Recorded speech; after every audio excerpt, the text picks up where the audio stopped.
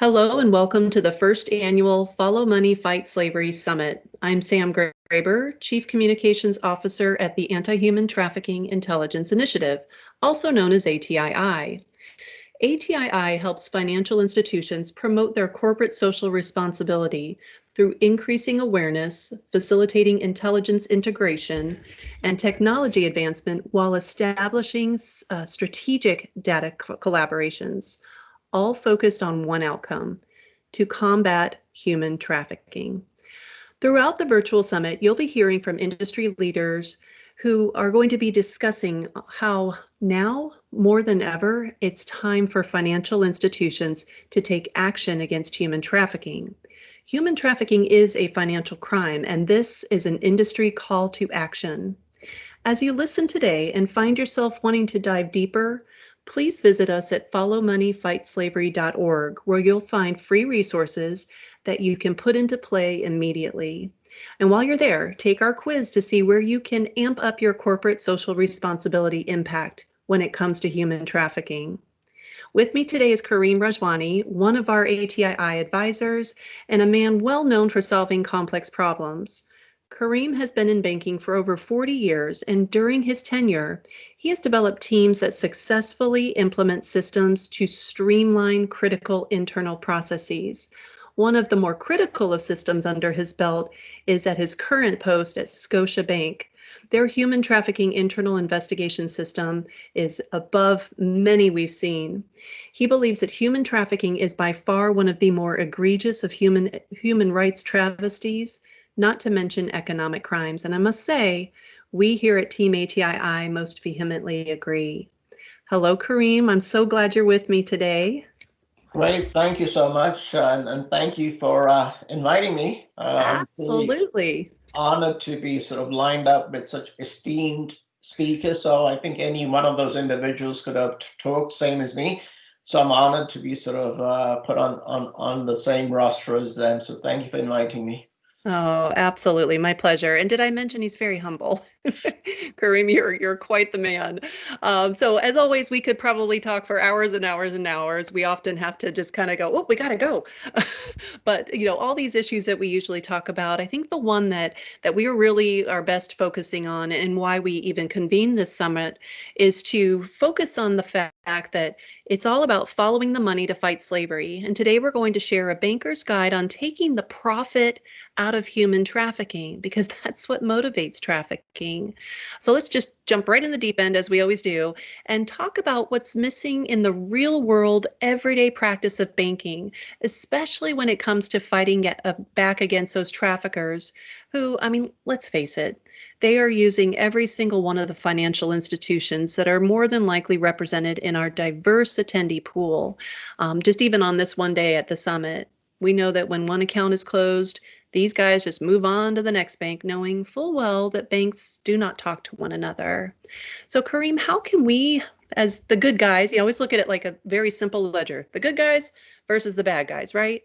So Yeah, how can the good guys be working more together? I would love to hear your thoughts. sure. I mean, this is a really interesting area, and that has changed significantly over the past decade, right? 10, Okay. 12 years ago, had you asked me this question, what's our role? I would have said, well, very little we can do about this. And the Hmm. industry's made significant progress, in the past 10 years, but we're clearly not there. Interestingly, just over the past few days in the UK, the Independent Anti-Slavery Commission, together with Tribe Freedom Foundation, released a report highlighting sort of the linkages of human trafficking and financial services.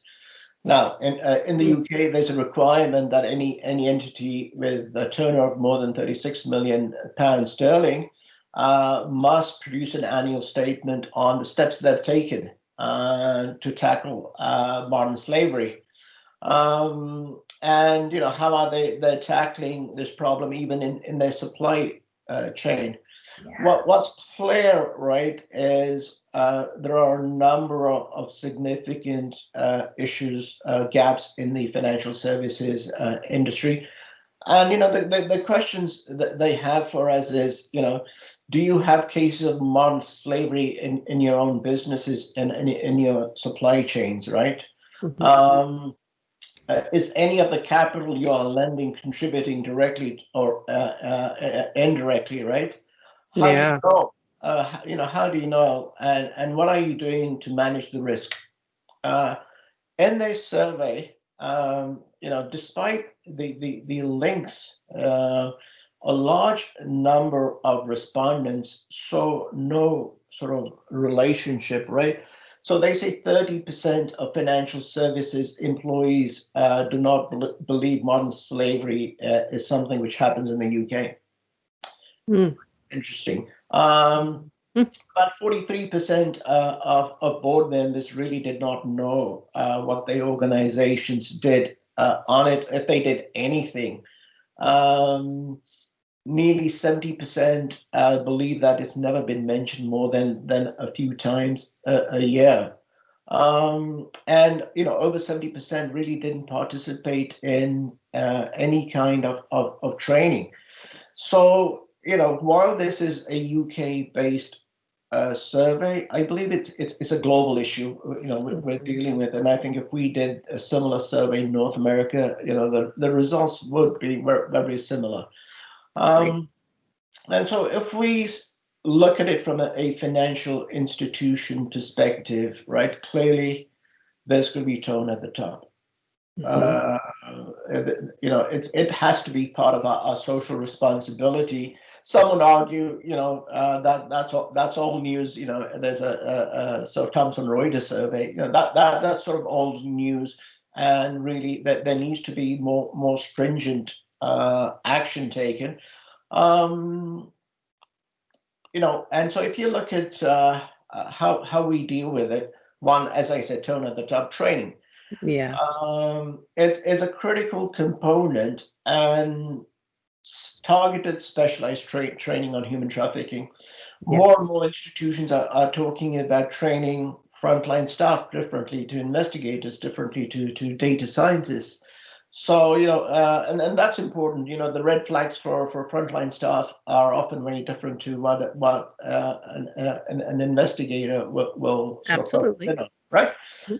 Policies. What are Mhm. your policies? What are your human rights policies? Do you have any specific positions on human trafficking? Mhm. So looking at our supply chain. Um, Absolutely. and a few institutions, including Scotia, have started, helping victims, opening accounts for victims. So that is also an essential sort of part of sort of the overall. With this Absolutely. sort of becoming more than a social responsibility, as we saw in the case of Westpac and Deutsche Bank, Jeffrey Epstein, that Sure. there are financial repercussions. So you looking at legal liability, regulatory issues, civil action. So this is sort of really important.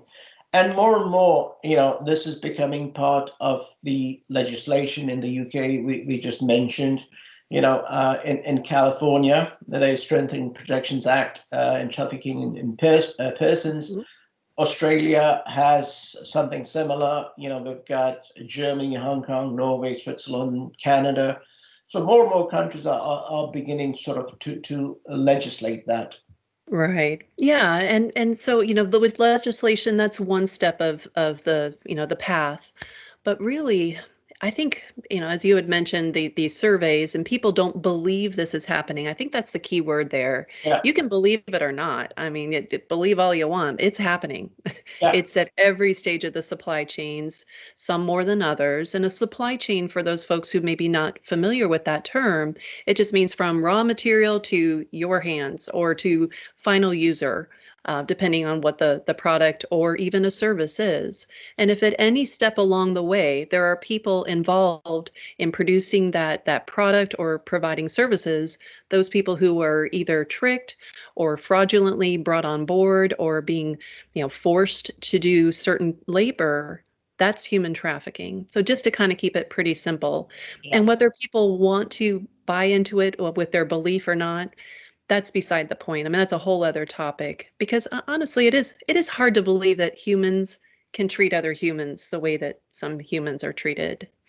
So I think that's, Yeah. that's a topic, and that kind of leads us to why should a banking professional, for lack of a better word, care about human trafficking or make it something that's on their radar? What Yeah. would you say to someone? So, we've talked about this is a trade in people, where Yes. people are a commodity, right? Yes. So, if you look at human trafficking and sexual exploitation in particular, Hmm. it's, and you'll hear this numbers over and over, right? This is not something new, but it's worth highlighting over and over again. It's a Yeah. $150 billion industry. Some would argue it's that's just tip of the iceberg, right? Yes. It's probably 2 to 3 times that. And if you look at the global money laundering problem, so there are numbers around the 4 trillion. That suggests this is about 3% of the overall illicit Wow. activity. It is major. So Ooh, if you look at yeah. human trafficking, right? Um, and I've gone through a lot of research, Hmm. and the average female can earn between 2 to 300,000 a year, US Yeah. dollars, And right? keep in mind that's earning for someone else, folks. Someone She else, doesn't get that money. She someone doesn't else, get it. right? It's at her cost, and it's her emotional and spiritual and physical cost. Slaves, right? There Yes. are reports that say slavery is cheaper now than in the 1890s. So, Yes. so basically, this is a sexual slave earning 2 to 300,000 for somebody else. Mm-hmm. Um, and you compare that to, say drugs, you will earn probably 20 to 30,000, and you've got to resupply your drugs, and that comes at a risk. You Yeah. look at this business, much lower risk, reusable product, and I hate to use I that know. word, but I know your this is spirit. this Yeah. is the I word get it. they're a product. So Yes. that gives you between 100 and 1,000% return on investment, Yes. right? And also, Kareem, like we've talked about, when someone gets caught with a human being, there's so many different ways that person can weasel out of the situation. You get caught with drugs. Oh, well, I mean, now we're going to war. We got a war on drugs, but we don't have a war on slavery. Come on now. Yep. Like society, get with it here. So yeah, keep going. I I mean love where you're that's going. interesting because if you look at the conviction rates, Hmm. are incredibly low. Uh, Mortifyingly. the Hmm. penalty incredibly low, and Yes. very often there are no convictions because the victim is traumatized, scared to testify. So the conviction rates are low, the prosecution rates are low. Hmm. So if from a trafficker's person, are you going to traffic drugs or people, which low risk, high profit, and you're Right. really talking 25 to 40 million people trafficked, which is a major, right? So, and if you go back to um, sort of financial institutions, right? Hmm. Often there's this belief this is just a problem in another country. Right. Yes, sir. Hmm. Whereas just about every report says, the majority of the issue is a domestic issue, either within the same country, so 50 to 70% within the same country. If you look at within the same region, it's probably around 70 to 90. And so, individuals that are imported are small, no less important, but Correct. small. And why is this important from a financial institution perspective? This is important from a data perspective. It's important from a modeling perspective. So, Okay. what I'd say to individuals who are working on this is understand your regional problem, right? Mm. Uh, Yes. the number of people, and there's just more information out there than ever. The number of males, number of females, the age groups. We know it's 70, 80% female, up to 90% females are the victims. 90% of the perpetrators are male. These are sort of important stats to know because they factor in to your techniques to identify. There's enough information out there on the age group, victims by age group, and a lot of that data is out there.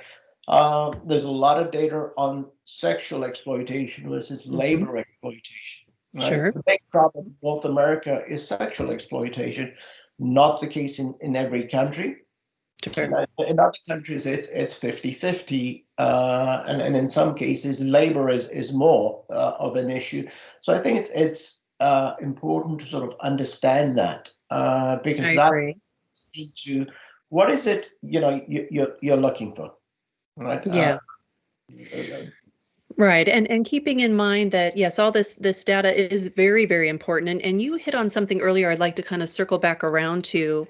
And that's the fact that in the prosecutions, when we're looking to a victim to testify, that's a whole different ballgame than looking to the data to serve as the testimony, to look at that data as being able to tell a story. And that's where the financial institutions come in. But if they don't know what they're looking for and they don't know what to do, they're kind of just spinning their wheels. And that's one of the reasons that we convened this summit, is to help get a baseline foundation of information out there and education. We at ATII, we dive deep into the education, especially with anyone who's aligned with us, and we'll give you more details on that later. But the key is to, yes, be informed, and please look to the source of your information. Because human trafficking has, for all intents and purposes, become a buzz term and a buzzword, Yeah, we're really seeing that there's a lot of information, a lot of noise. yeah, And I can imagine it's very overwhelming for well-meaning people to, want to help, and they go running, full steam down one path and then realize, oh, wait, that wasn't the right path. So part of why we're convening with all these incredible leaders is to get the information from those who are in the know, not only cerebrally and research wise, but people like Karim here who are doing the things.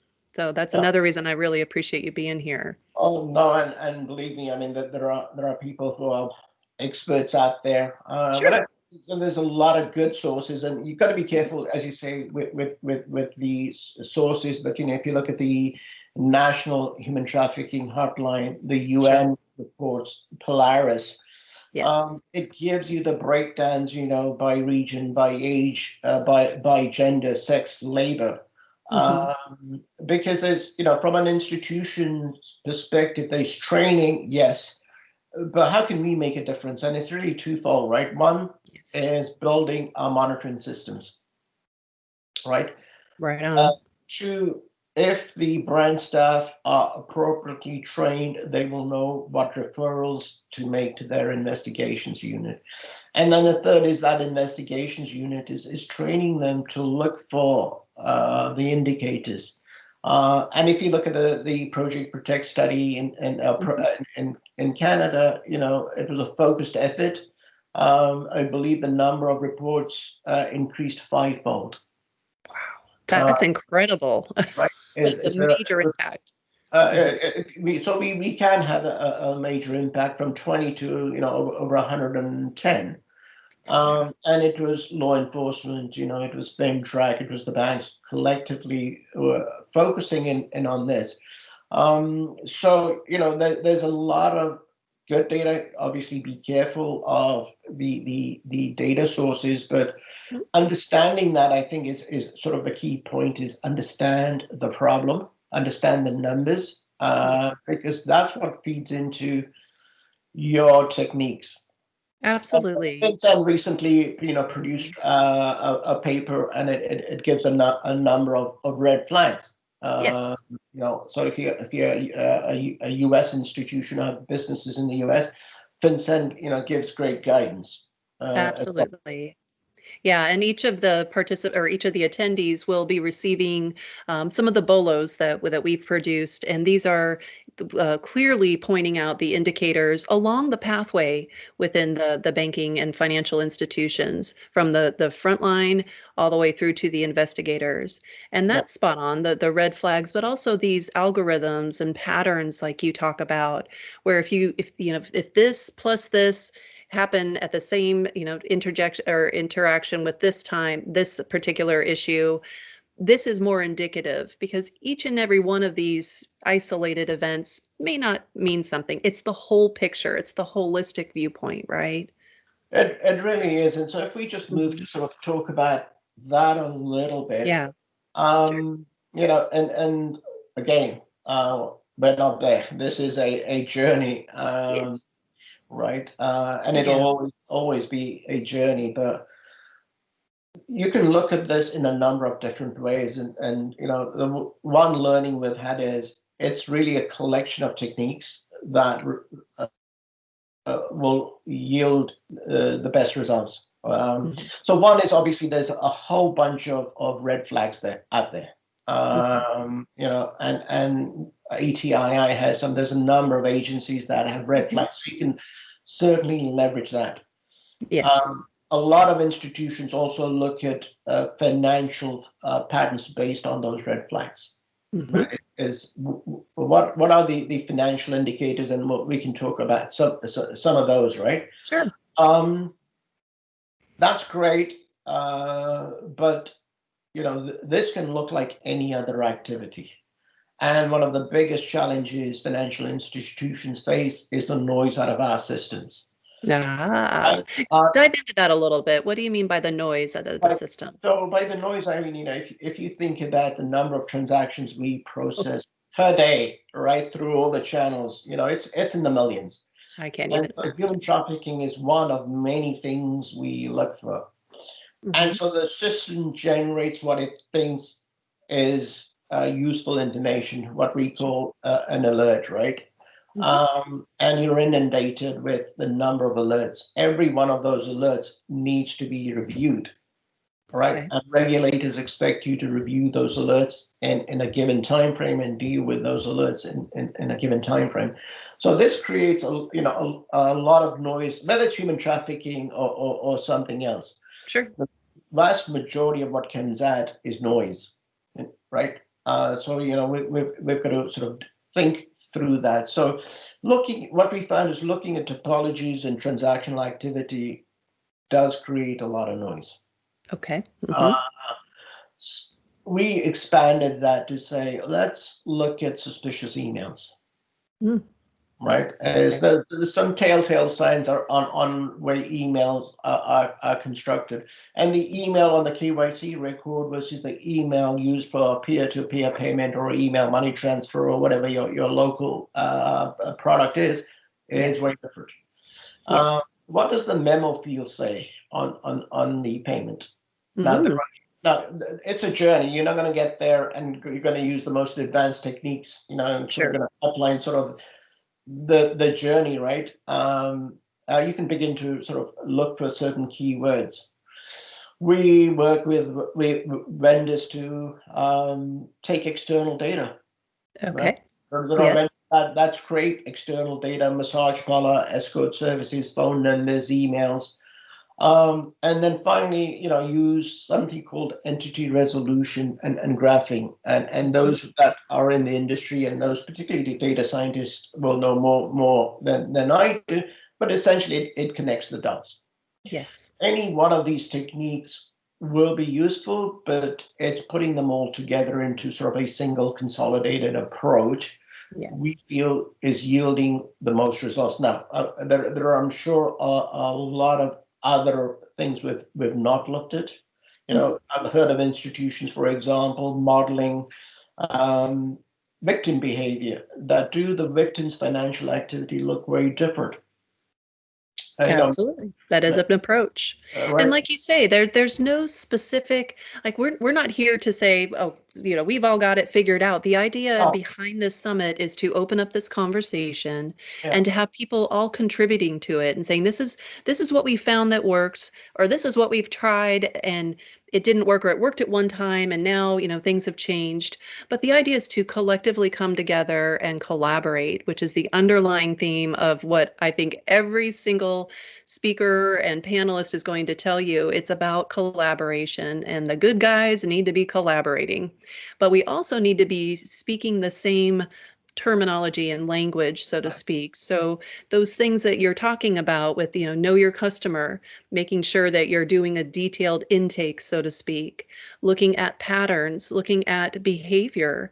If you're frontline and you see somebody, coming to you that something's suspicious, trust your gut. Be willing to look and say, okay, this is another person in front of me. They might need my help, because I'll tell you, time after time, victims are saying, I wish someone would have noticed.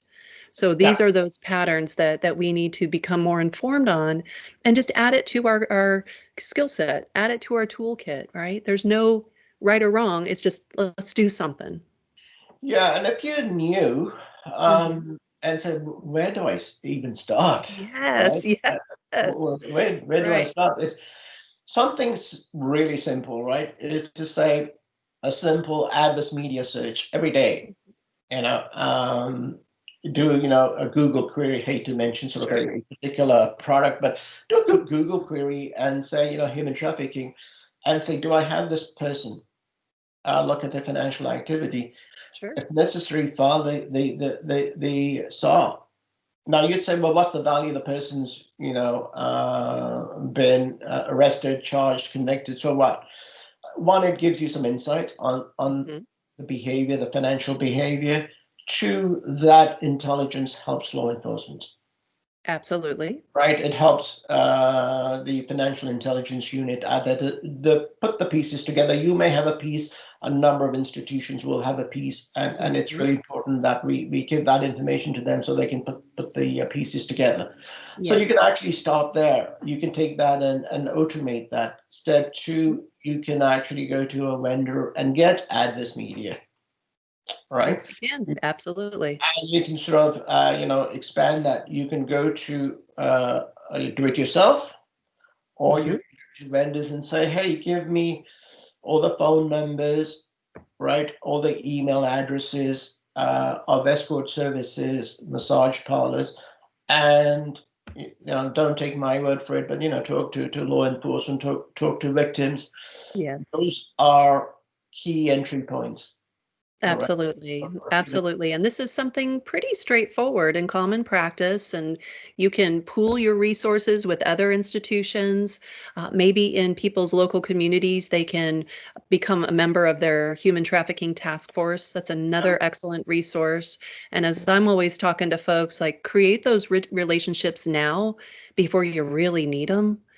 That way, if you do have something kind of suspicious, you can hop on a call with someone and say, let me run this by you. Something's just not right, or this is what we're seeing. Is this potentially a human trafficking possibility, situation? Like, it's impossible to actually know 100% from some of the data you have, but like Karim's saying, right, it's putting all those pieces together and letting law enforcement do what they are absolutely skilled at doing when they have all the right information. Yeah, and I attended Mhm. sort of two conferences. One, I believe, is law enforcement or the FBI in Florida, and there Sure. was another U.S. bank Okay. that Yeah. presented. I want to mention the name, and both of them sort of noticed the number of ads, prior, during, and after, say, a Super Bowl or a major event, Sure. exponentially increased. And there's enough evidence to suggest that trafficking increases. So you can actually get email addresses, phone numbers, Mhm. this kind of data, and say who in your customer. This it's low hanging fruit, right? It really is, yes. Is to say, is your customer matching to this number? Are they a victim? Are they connected to a perpetrator? Right. Right, Right. absolutely. So Hmm. you can actually take it to that level. If you improve your frontline training, you'll get additional reports. You train your investigators what to look for. They will improve the reporting to the agencies, and then you get to sort of the model I described, which is sort of you know beginning to look at your technology and talking to your data scientists, and then leveraging all of this to say, let's begin to build out a consolidated model, and now I'm trying to get a whole bunch of data scientists together. And if folks are interested in participating, to say, how can we have a workshop so we can share this, create a best practices paper I love it. on Yes. on the data science, right, behind this, and what works and what doesn't work. No one Excellent. institution's got the answer. No, no, This, not at all. Right. right? Yeah, right on. And we'll be having a team approach, a call that I'm having a little later, and it will be just, I believe, after yours in the summit when someone attends live. So if you're here with us live, stay tuned for a little later. There's going to be a group from Associated Bank that is going to give a little bit of an overview of how this fits within the team approach to making a CSR policy based in human trafficking, because it is all this. It's the idea of best practices, having a protocol that you run through. And keep in mind, for folks out there, you're looking at the financial data and the records of the person, but those finances tell a story. And believe it or not, you may not be aware of this, but the convictions are stronger and hold more for things like structuring and for the financial crimes versus traditionally human trafficking. Oftentimes people aren't put away, so to speak, for human trafficking. It's the financial and economic crimes.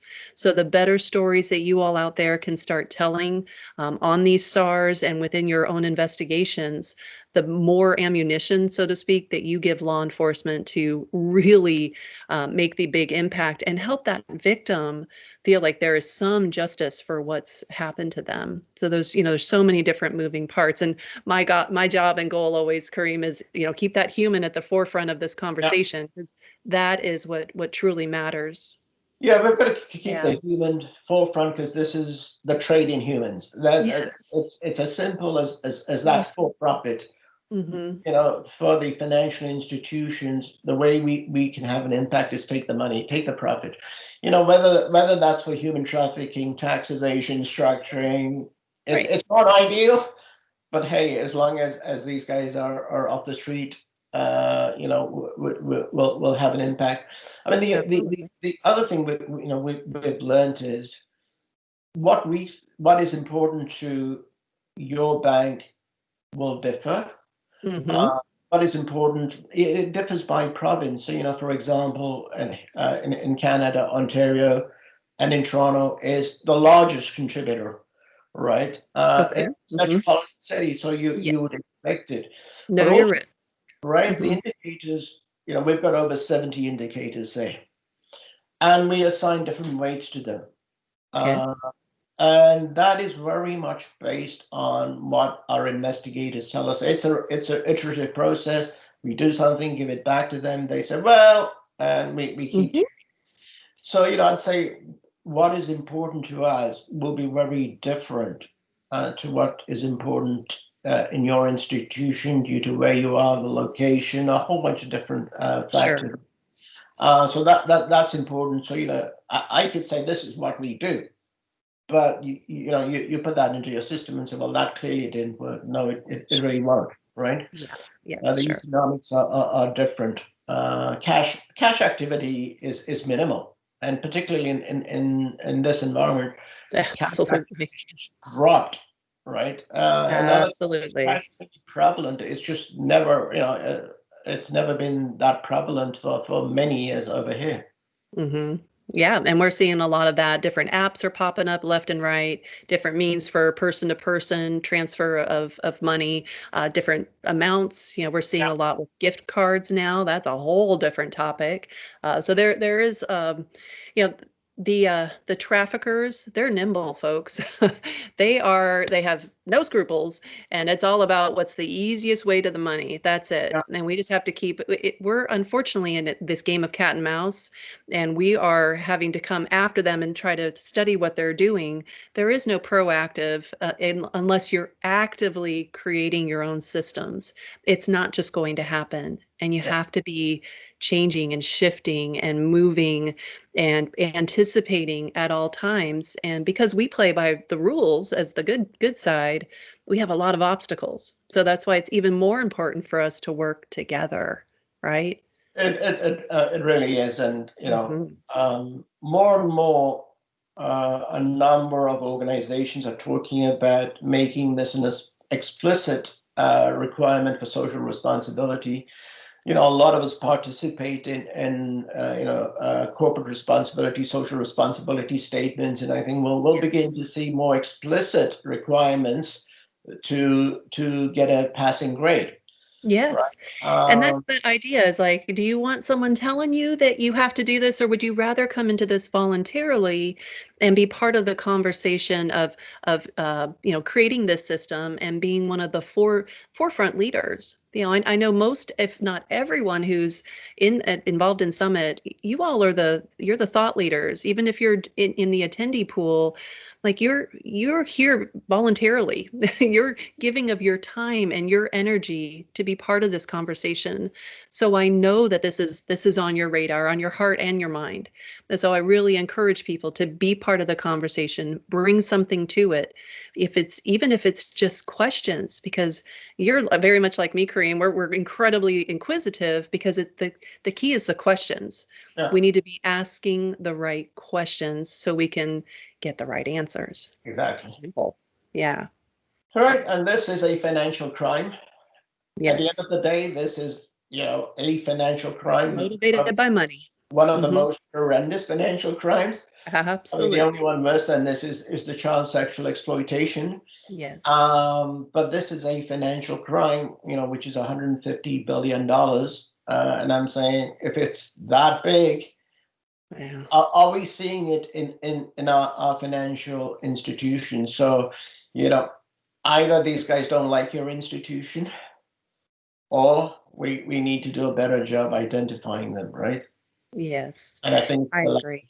right. Yeah. And there are legitimate organizations facilitating trafficking. I mean, let's just call it what it is. You're not doing it on purpose. Nobody's out there. I mean, there are a couple sickos, and yeah, we're not even gonna we're taking them off the ledger right now. But there are a majority of really good people, well-meaning, doing their best. But our best, folks, is just not good enough. It's just not. We have so much room to improve. And like Kareem started out, we have improved overall, but we have a long way to go. And again, only way to do it is to just find out those best practices. I love what you mentioned, Kareem, with looking at doing some follow-ups to this summit that are more position specific. And now Yeah, for those, just to let you all know, there will be a vetting process for those. I mean, we're not going to go show all the things behind the wizard's curtain to just anybody. We'll want to make sure that these are, legitimate people that, legitimately working within the banking industry. So there'll be a bit more of a process there, but we will definitely circle back on that particular topic. I think that's very important to have those doing the things talking together and sharing best practices. yeah. And if you look at the recent guidance from Mhm. FinTrack on Okay. shadow, which is child sexual exploitation, which is even tougher. It's even tougher to Yes. identify, right? Yes. Financially. Having said that, if you just make a start, take that first step, right? Hmm. Look at the media, look at your SARS, and begin to say what is common, Hmm. right? And so that started off to, the initial belief was, and FinTrack, we were involved, the Canadian Centre for the Protection of Children, participated. The Hmm. initial belief was this can't be found through financial analysis, and that's not the case. Not the case. And keep in mind, a lot of CSAM, which is that child sexual abuse material, that is the commodity, that is the collateral, that's the currency, that's what's Yeah, exchanged. Sometimes there isn't money exchange, but then there are these platforms that are known for being the platforms that support this kind of disgusting, horrible behavior. So sometimes we have to peel back our judgment and our morals, because we just have to think of, how do these perpetrators behave? Yeah, you've got to study their financial patterns and yeah, understand that, again, they're nimble. They're going to shift from pattern to pattern, and you'll be looking for one thing and they're way light years ahead of you. This Yeah, is just how they work. So exactly. yeah, Yeah, that's that part of having these conversation amongst peer groups to really ferret out what's currently happening.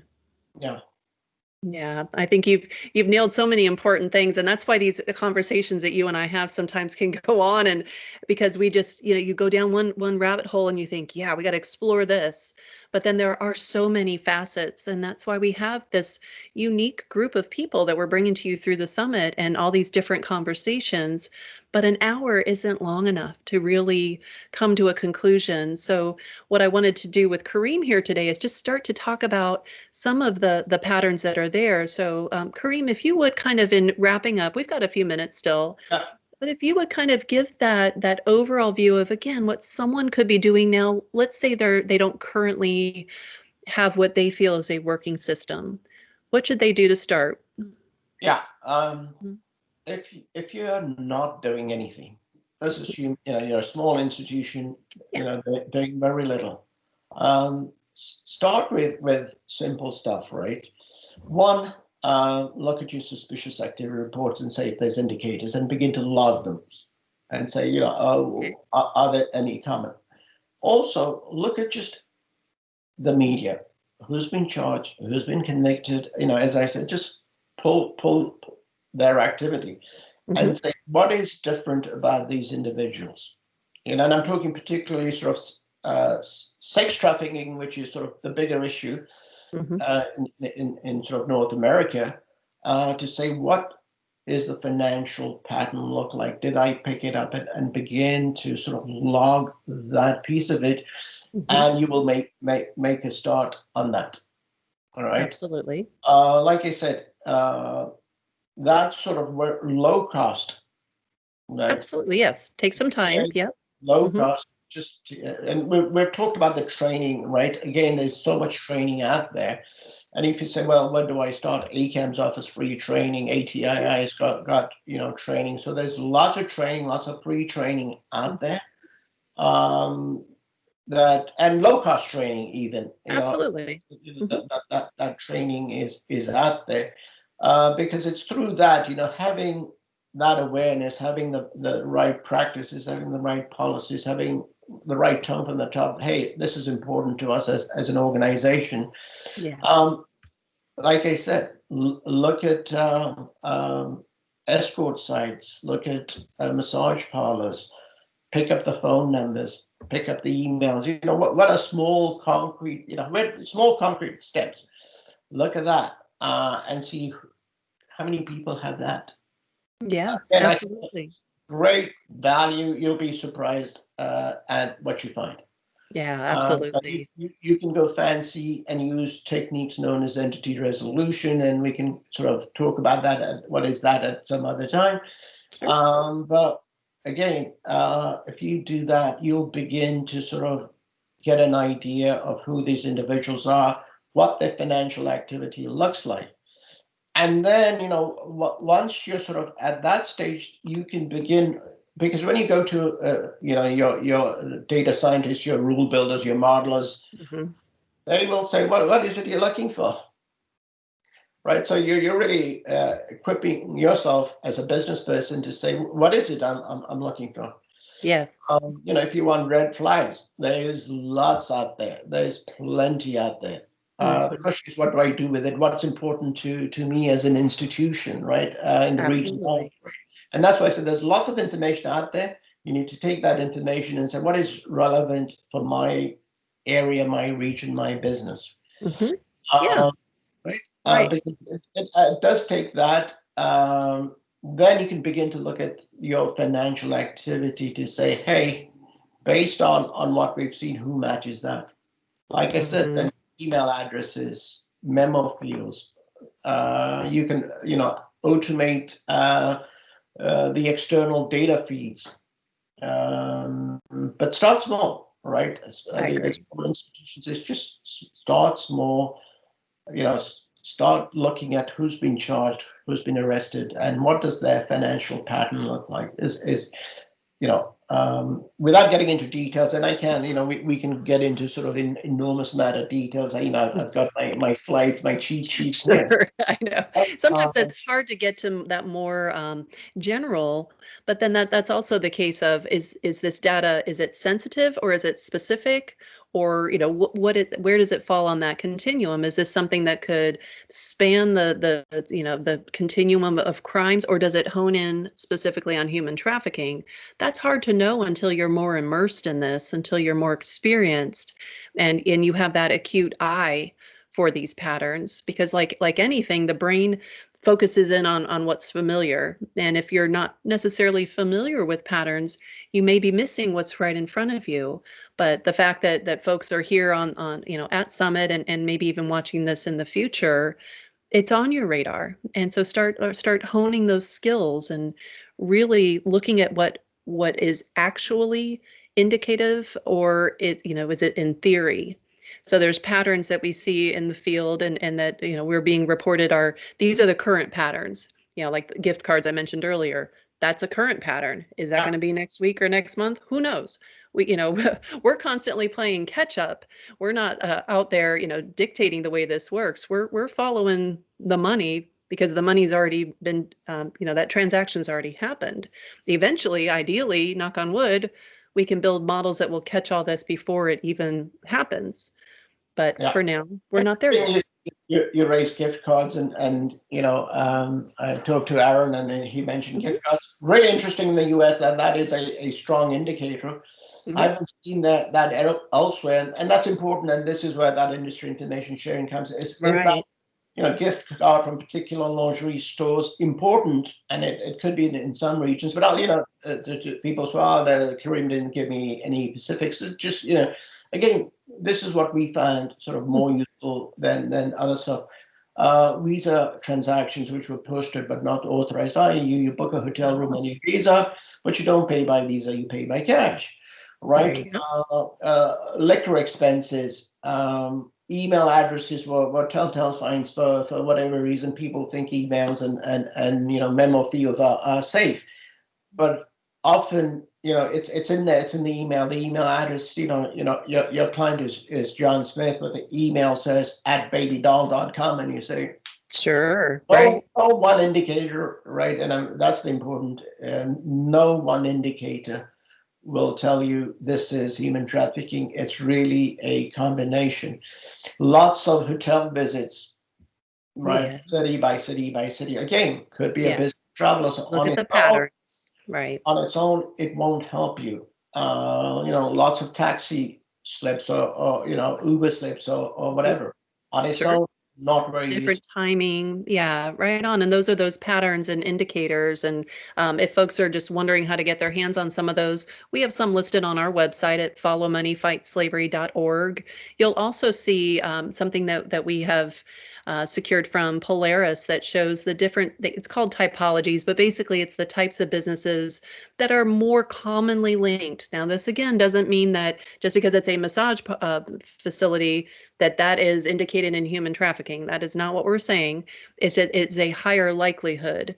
You look at things like nail salons, massage parlors is different than legitimate massage businesses. Looking along those lines. So inform yourself, and we have many resources there. Stay plugged into these kinds of conversations. Look at what's happening. We're seeing arrests, and that's what gets a lot of the highlight, is these arrests and the quote unquote rescues. But look behind that layer of how did that information get to those who do the arrests, those people that are trying to use your data and your information that you're sharing. Maybe learn from them in your local community what's missing, what would help them out more. Again, starting those conversations in your task forces. And if you don't currently have a local task force, let's look at correcting that. There are so many that you could model and you could start. That's a good goal for a bank, to be that leader, the Pick up the forefront phone. leader in their community. Pick Mm-hmm. up the phone, right? And Mm-hmm.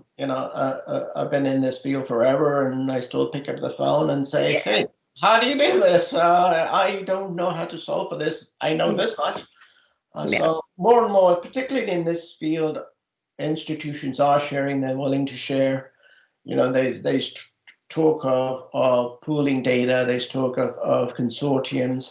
Yes. Because I think we all care. Individually we can make a difference. Collectively, we can make a huge difference. I agree. I Right. agree. I love that. And that's an awesome place to wrap up our call today. And you and I will be talking again. Thank We you won't so always have much. the rest of you with us, but it's part of just it, this is a start. This is the first annual virtual summit. Ideally, we'll have another virtual summit next year, and then even more ideally, we'll get to actually be humans together in the same space at some point in time. But I love that everyone's been attending today, and thank you all very much. Again, like Karim so wonderfully said, just keep educating yourself, keep asking the questions, and if you don't get the answer, that's fine. Keep prodding, keep looking, ask other people who are doing the things, look to industry leaders. Just keep at it. I'm really excited that so many have joined us for Summit. And Karim, thank you so much, and especially in as plugged in as you are to ATII, I mean, so much of what we do is because of passionate people like you who, are teaching us about what is currently going on and helping us drive this organization as a nonprofit. We want to be here to really, truly have answers, or at least be that hub for the answers. And that's the biggest key. And that's why collaboration is our foundation, 100%. So thank you, Kareem. Right. We'll stay on after we wrap this up, but goodbye, folks. We'll see you in the next talk. If you haven't caught all of the different items that are on your checklist, be sure to be checking in on that. Yeah, you will not want to miss any of these. I tell you, they're all incredibly impactful. Thanks, folks. And thank you, Kareem. All right. Thank you so much. Thank you.